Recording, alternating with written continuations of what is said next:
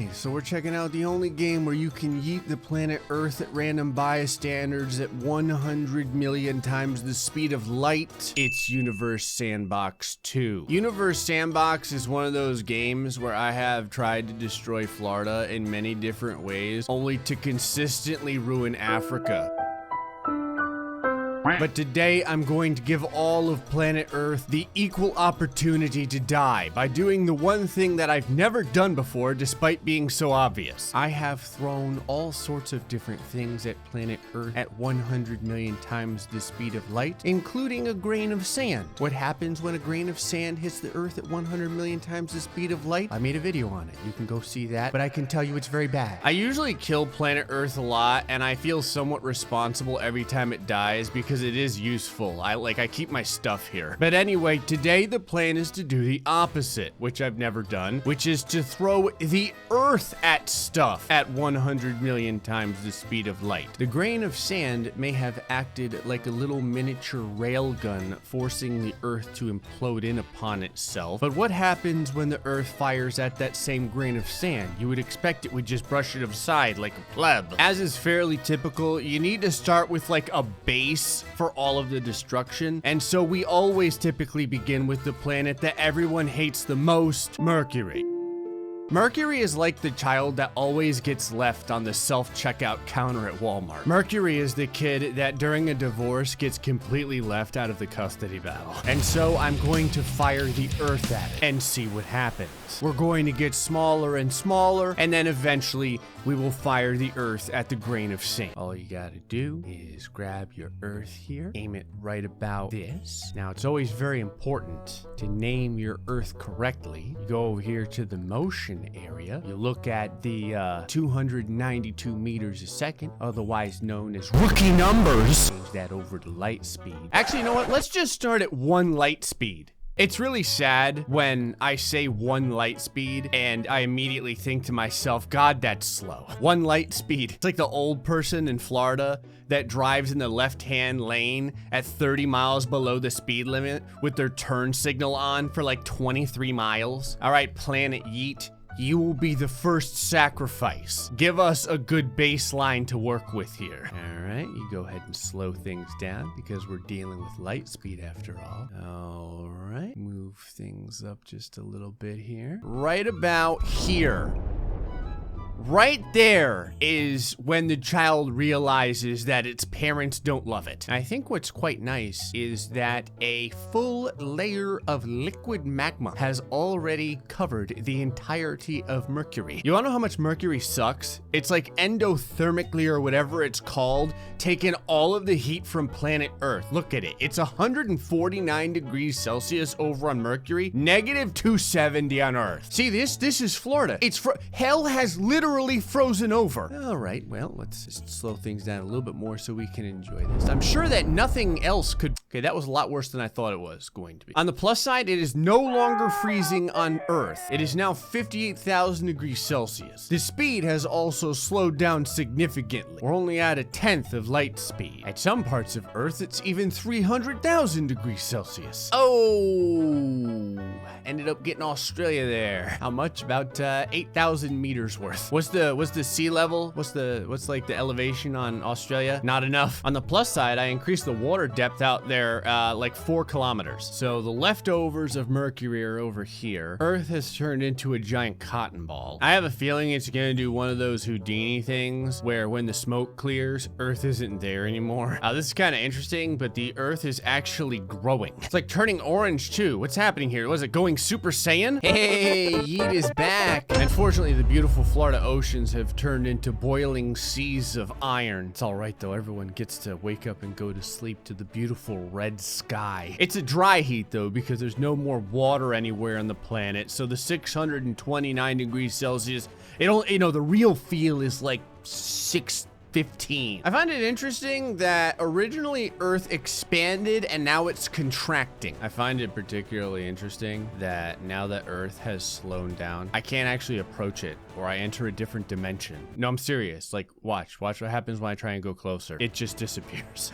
Back up a little bit. There it is. You know something that everyone always talks about? Asteroids hitting planet Earth and killing us all. You know what no one ever talks about? Planet Earth hitting asteroids. You ever heard of Mother Russia? Yeah, well, we're coming for your ass. So Mercury couldn't actually vaporize the Earth at 1 light speed. So we're probably gonna have to move this up considering we're dealing with something that's only 162 meters in radius. All right. Got Earth on its way over. For this particular speed, we'll do 1,000 times light speed. You know what? What the hell? 100,000 times light speed. Whenever I'm unsure of what to do in my life, I always add more zeros. Don't think the planet's gonna blow up?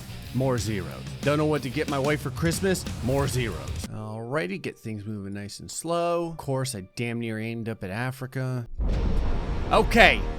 And that was the hit, and now we're starting to see real damage. I slowed things down to the point where we're moving at like, you know, 0.0 seconds per second, and I still didn't even get to see the actual impact. Okay, see, this is great too. The immediate average surface temperature, 388,000 degrees. Some areas of the planet are at 4.4 million degrees Celsius. Yes. It's almost like the smaller the object gets, the better it gets. Oh my God. That hole in the Earth expanded pretty fast. Something interesting to note here is that the Earth didn't lose any speed at all from running into that. Huh, interesting. The Earth still survived. All that happened was the Eye of Sauron opened up over here. Okay, since that didn't get us the intended destruction yet, we're moving into the millions. 1 million times light speed. Earth, you know what to do.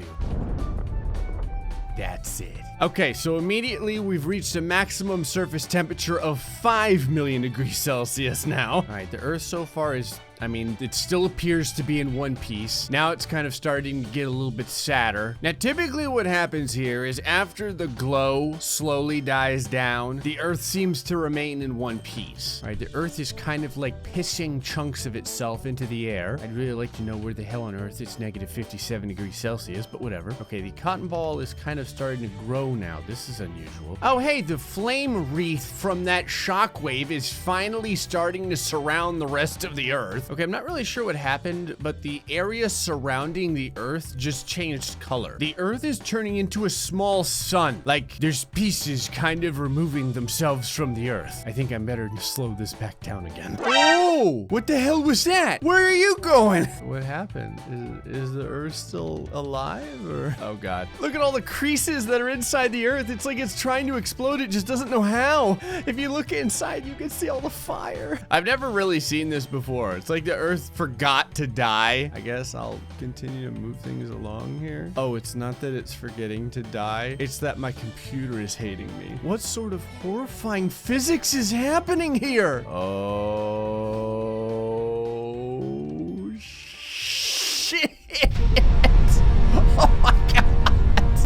Well, it looks like throwing the Earth at an asteroid really doesn't do too much, but when you start to reach the millions of light years, you get this. What's interesting is all these fragments are appearing, and all the fragments are actually moving at 1 million times light speed as well. I'm gonna try and keep speeding this up here. Oh, well, all right.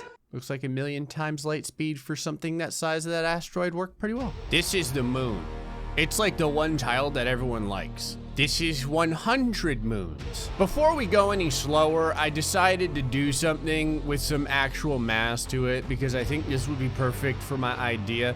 I want to fire the Earth through this gigantic line of moons at like, you know, 100,000 times light speed. We'll kind of start there and see if it makes it through in one piece. Typically when moons are this close together, they start to get real pissed off at one another. Wow, couldn't have planned that any closer.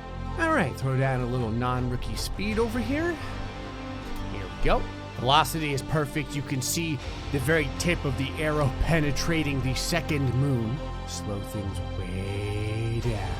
Go, my son. Oh, yeah. Yep, okay. I don't know if you saw it, but the average surface temperature went to positive infinity. Of course it would. God forbid. Wouldn't want negative infinity after all. Did you see it? Come on, baby. We got a bunch more moons to get through. Keep going, damn it. Okay, yeah, you can see we're losing a lot of light speed very, very quickly. On the plus side, the average surface temperature is a lot. Come on, I'm checking out to see what the crash rating is on this thing. Wow, the forward energy is destroying all these moons without the Earth actually attacking it. I think I've glitched out the game. How's the elevation doing? At least it wasn't Africa. The Earth is like starting to show like red magma. All of the seas have boiled away. Come on, Earth, keep going. I know that the seas have boiled over, but you don't need seas to destroy the lives of all these moons. I do appreciate that different moons are turning completely different colors. Go ahead and speed things along here because I can only imagine this getting much worse over time. Yes! Push it. It's still going! Push it real good, baby, go! That's nice. It's just a large line of multicolored flame. Sadly, the Earth got sideswiped and went off into the other side of the universe, though. Well, it's worked out really well. It's like, hey, Mom, can we have the sun? We have the sun at home. There it is. But what will it take to do that with a grain of sand? All right, say hello to my grain of sand. It's called herpes. It is 1 millimeter in radius. You know what? That's probably actually a little bit too much. I'm gonna make this 0.5 millimeter. There we go. Grain of sand herpes will now seek to make the Earth hate all of its life choices. Alrighty, go over here to the Earth. I don't want to limp this thing along, so we're gonna go ahead and we're gonna go straight to 100 million times light speed. Actually, you know what? I am gonna do 1 million times light speed, just because I want to know if there's any damage it does at all. All right, at grain of sand herpes, 100 million times light speed, go. Okay, I mean, it passed through herpes. It's way in the back there. Time is still moving. Nothing seems to have happened. I mean, I don't know. I'm gonna like speed things up to see if there's gonna be any damage here. So, I missed this transition because it happened kind of suddenly, but the Earth suddenly decided to heat up finally after, you know, being hit by the grain of sand, or rather hitting the grain of sand. Besides, you know, having the impact crater move throughout the Earth, the average surface temperature of the Earth is currently this, whatever this number is. I think that's 234 million degrees Celsius. What does it even matter at this point? Oh, I was gonna say on the plus side, the Earth is cooling down, but no, the Earth has completely dissipated. What kind of weak shit was that? The Earth couldn't even stand up to herpes moving at 1 million times light speed? I mean, I said I would do it, so we're going to. Maybe the Earth will die more this way, but this time I will fire the Earth at 100 million times light speed. You know what? Let's do that. That's even better. Okay, the Earth has hit it.